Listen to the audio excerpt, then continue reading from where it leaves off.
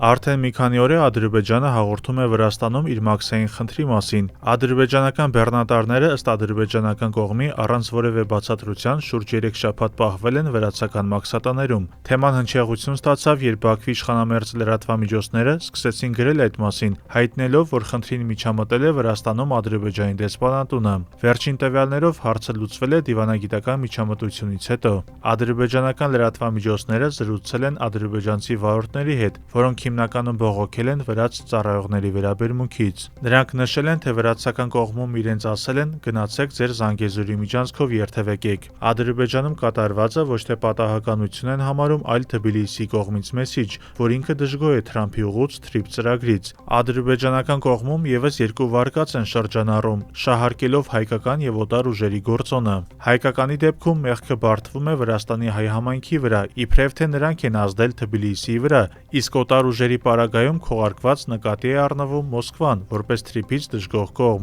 Վրաստանի վարչապետը հերքել է ադրբեջանական բեռնատարների օրերով սահմանին մնալը, նշելով, որ խնդիրը արձանագրվել է ընդամենը 1 բեռնատարի մասով։ Նա պատրաստակամություն է հայտնել ազնիվ զրուցել բոլոր հնարավոր խնդիրների մասին։